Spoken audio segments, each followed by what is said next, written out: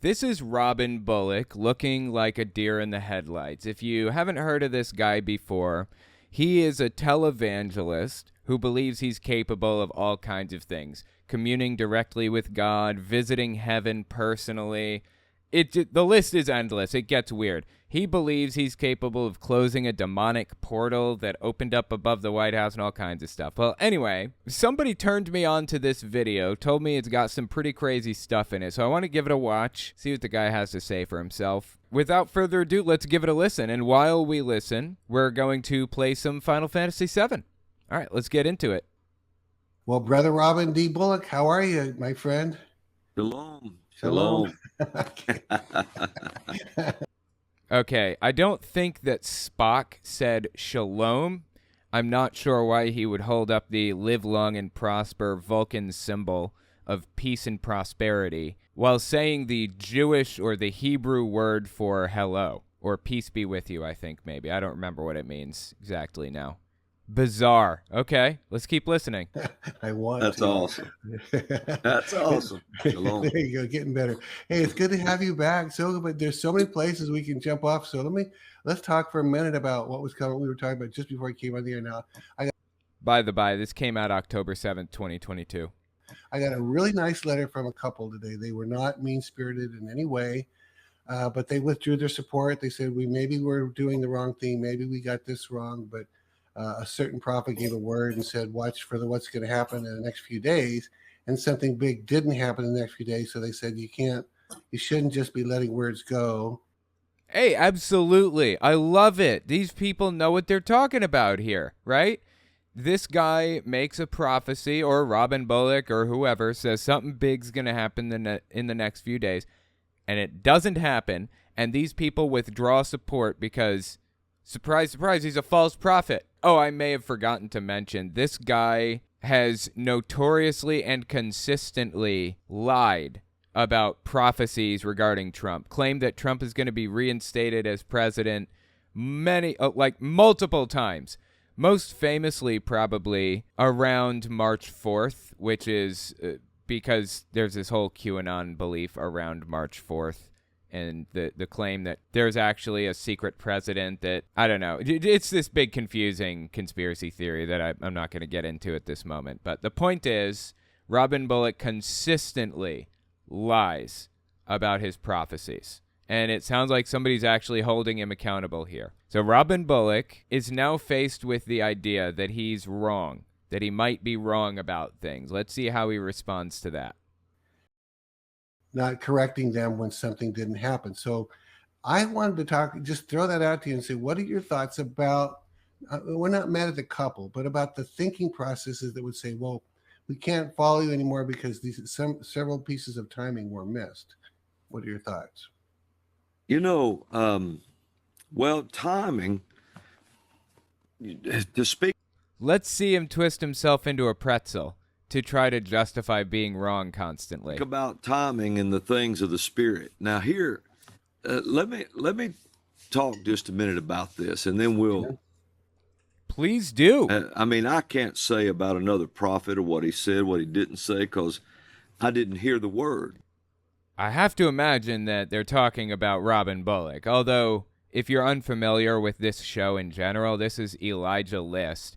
And it's run by this guy on the left here, Steve Schultz. It's a Facebook page with, I think, 400,000 subbies, roughly the size of my YouTube channel, my main channel, give or take. He has a lot of prophets on, not just like Robin Bullock. There are a lot of people that come on and talk about all kinds of stuff. So he might have been talking about somebody else, like this person who was upset that there was some wrong prophecy or whatever else. It may have been someone else he's referring to, but we'll see.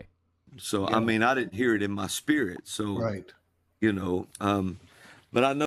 So now he's saying, well, it wasn't me. Don't blame me. It's somebody else's fault, not mine. I remember when I was a little boy, there's a prophetic gift called to the office of a prophet. It started operating in me from very young, very, very young.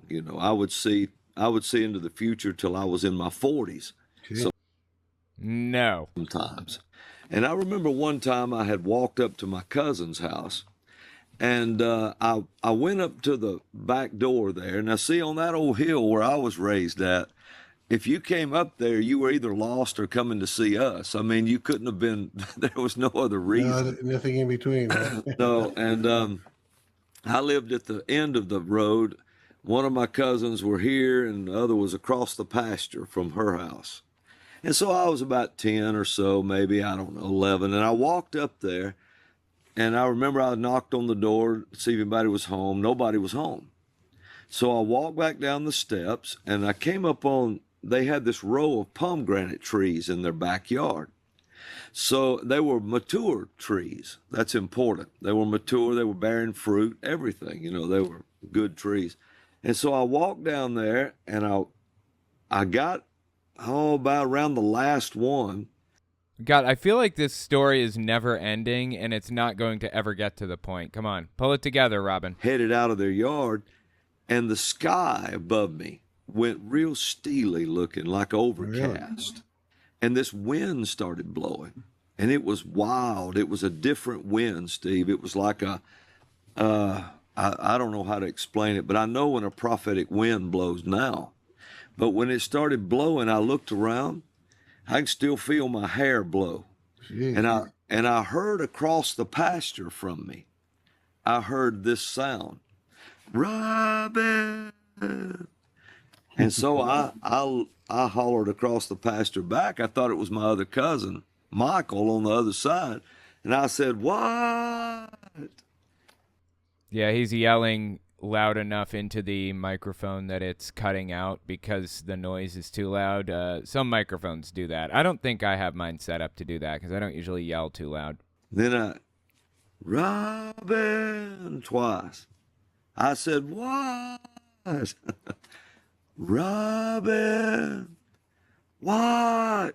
And it dawned on me 3 times, and it dawned on me, wait a minute, there's nobody home over there either. Man, my knees started knocking together.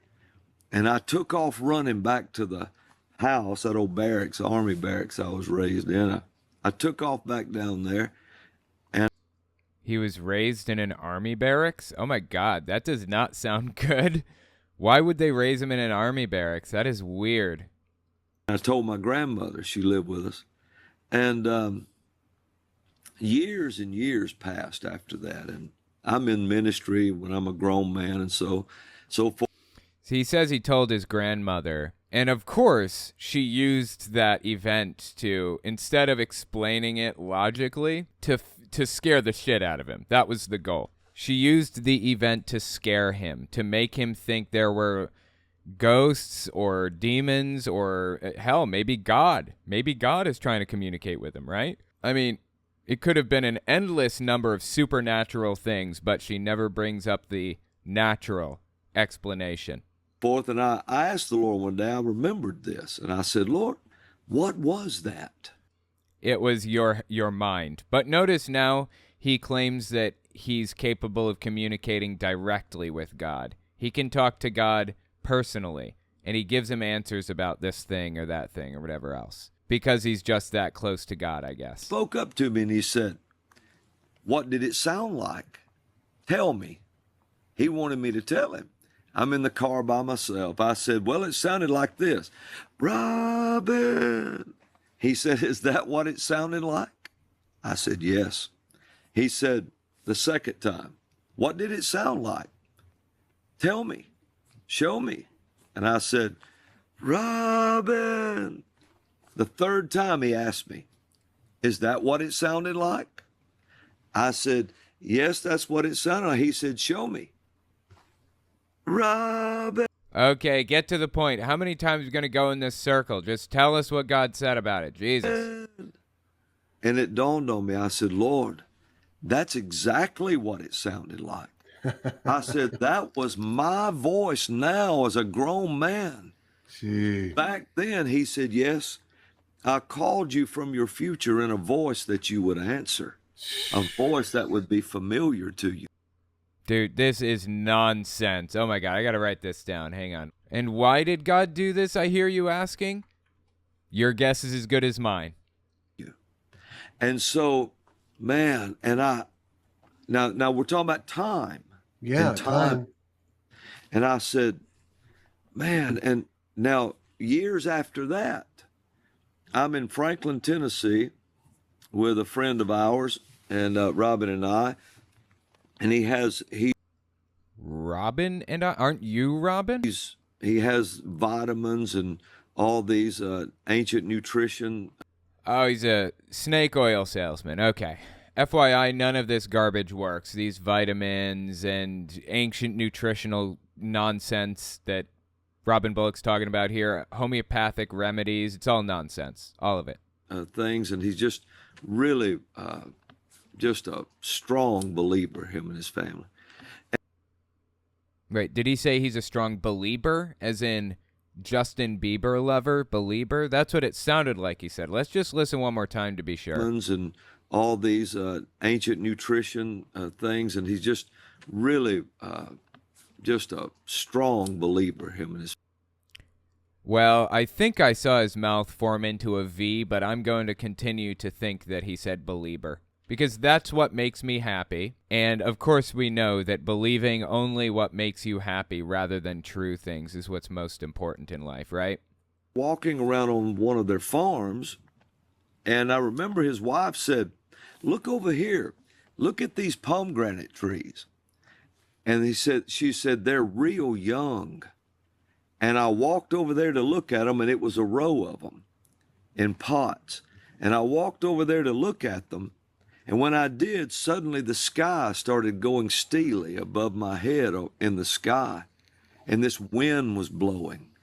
And the Lord said, "This is the place I called you from when you were a boy."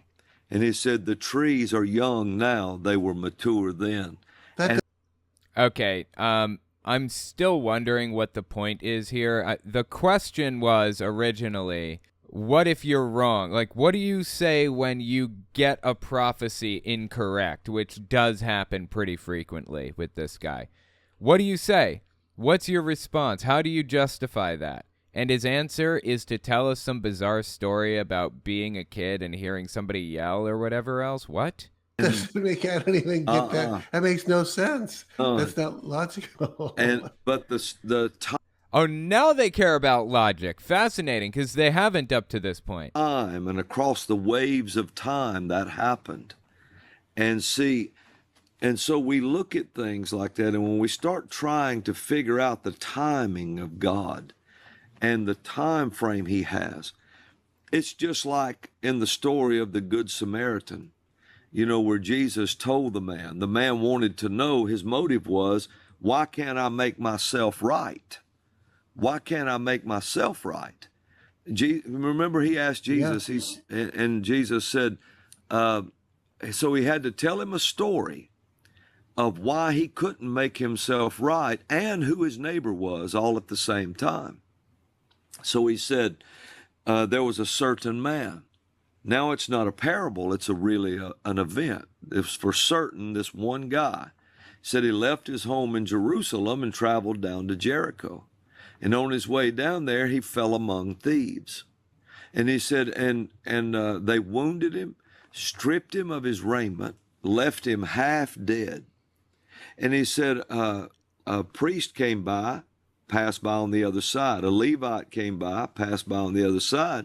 But a Samaritan came by in his journey, picked him up, poured in oil and wine, bound up his wounds, put him on his own beast, and carried him to the inn, and gave the innkeeper 2 pence, and said, "Take care of him until I return, and if he owes anything else, I'll repay it when I get." Okay, I'm still wondering how he knows he's right, or how he responds when he gets something wrong, unequivocally wrong. He still hasn't given us an answer on any of this stuff. You notice that? When he gets a question he doesn't like, he just doesn't answer it. He goes in circles about nonsense.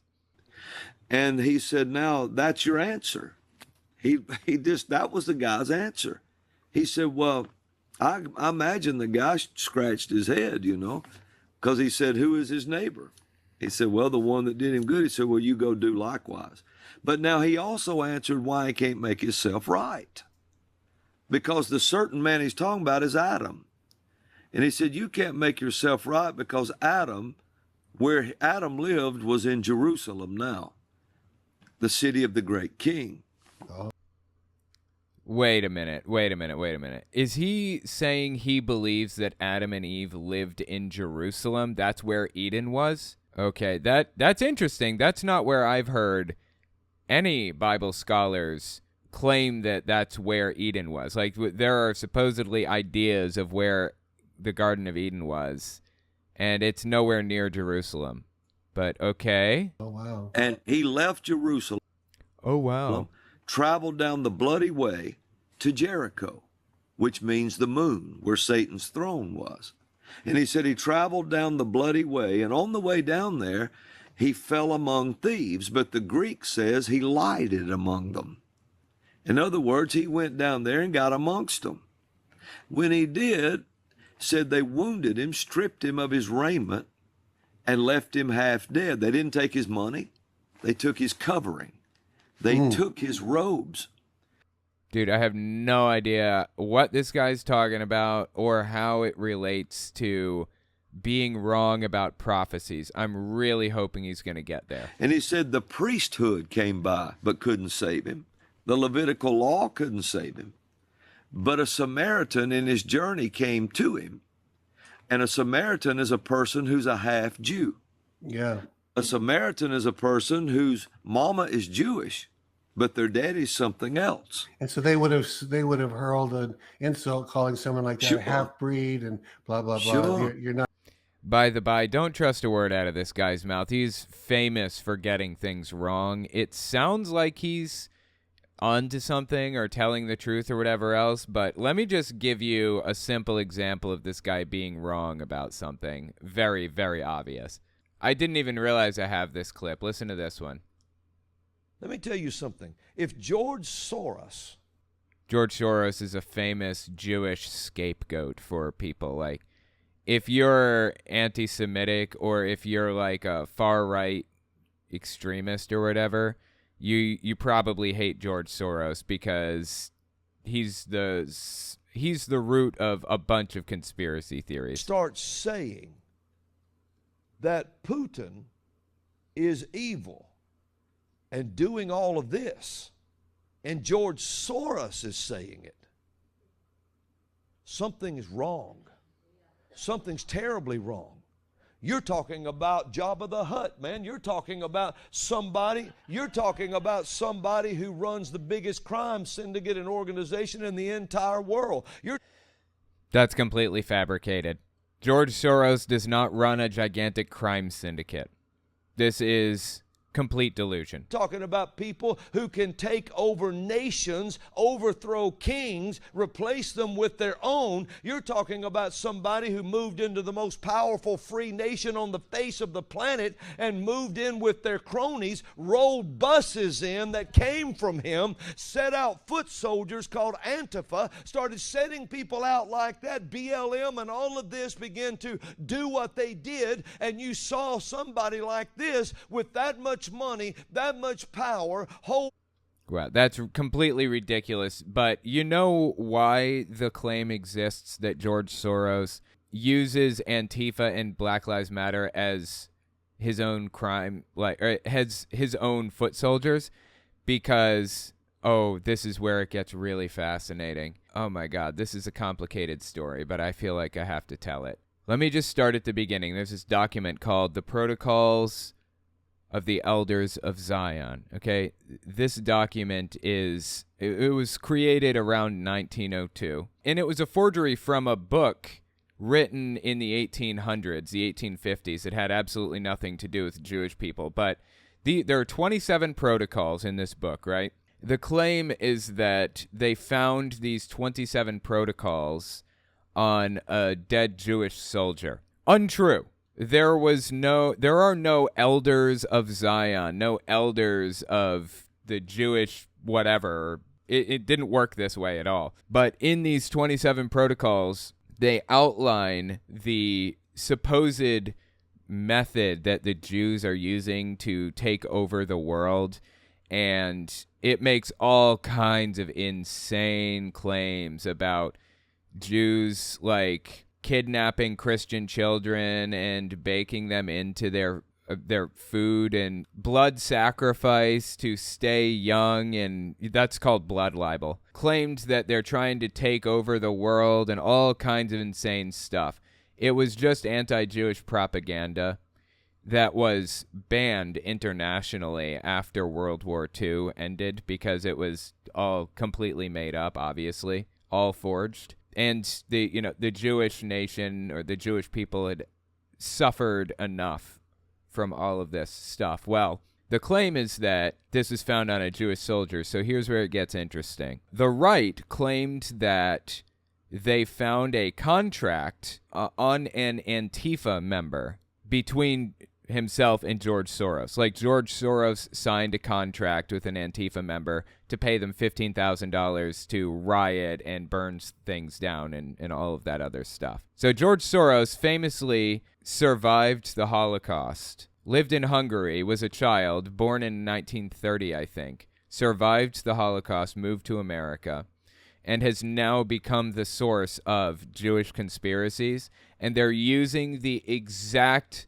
methods to demonize and slander George Soros that were used to demonize and slander the Jewish community over 100 years ago now. Is that fascinating or what? Anti-Semitism has tendrils that reach so far you wouldn't even believe it. It's insane. It honestly blew me away when I found out that they were doing the exact same thing to Soros that they did originally to just the Jewish community in general. Blows me away. So anyways, yeah, that's why I find it particularly interesting to hear Robin Bullock talk about Antifa being George Soros's foot soldiers and everything else. Like, I don't know that this guy is outwardly and openly and intentionally anti-Semitic. I don't know. Maybe not. Maybe he doesn't, like, hate Jews for this thing or that thing or whatever else. But the conspiracy theories that he spreads about Soros and others are very clearly anti-Semitic, and there's no way to avoid the anti-Semitism in them.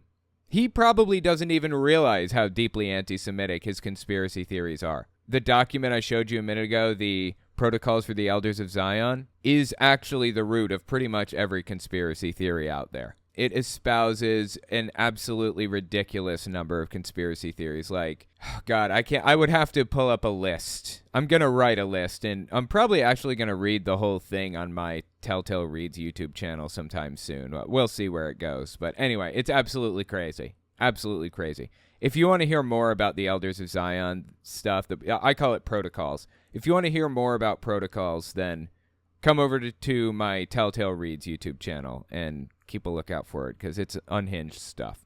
Anyway, let's keep listening to Robin Bullock with all that background in mind. Not good enough, so. But see, Jesus' mama is Jewish, Yeah. but his daddy's God. Yeah, the point here was don't trust a word out of Robin Bullock's mouth. He's not trustworthy at all. So he compared himself to the Samaritan.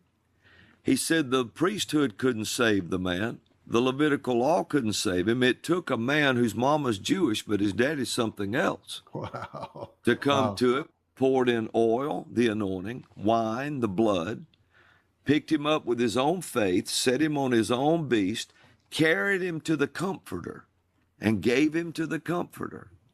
And then he said this to him, here's 2 pence. You take care of him, Comforter, until I get back. And he said, if I'm any longer in my coming, I'll pay it when I get here. Dude, I have no idea what he's even talking about, but okay. But the 2 pence, one day is as 1,000 years, 1,000 years is as one day. Now we're on timing again. That's a famous quote from the Bible that Jehovah's Witnesses use to justify some of their conspiracy theories. They have the idea in their heads that Jesus returned in 1914.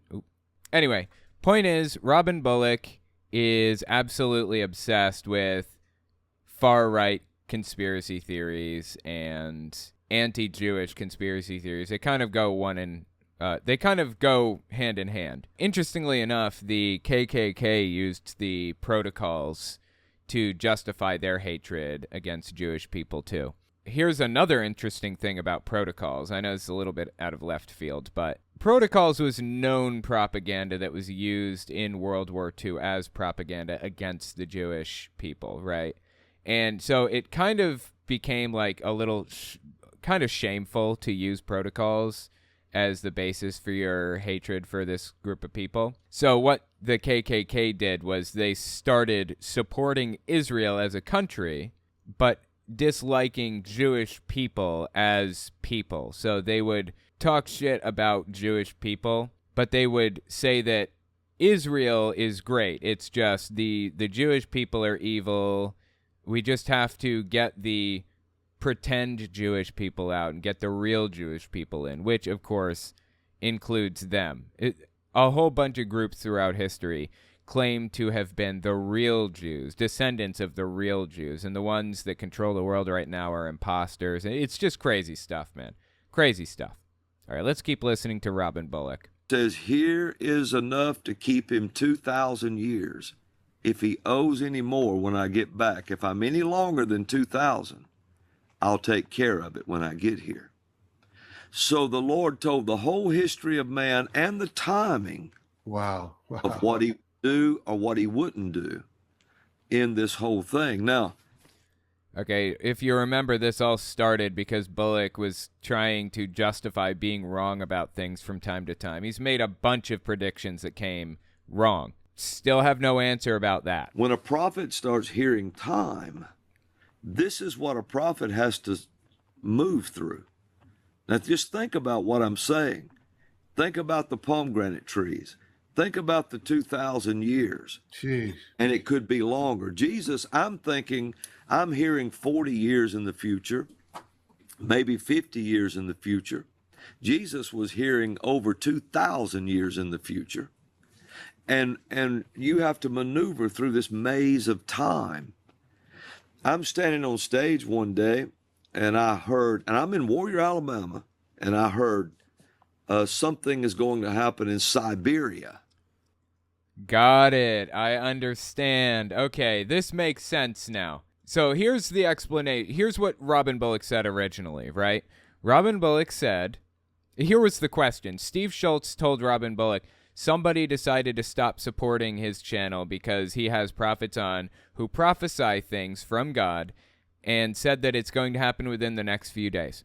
It didn't happen within the next few days. Thus, it was a false prophecy. Thus, they have to pull their support. Honorable.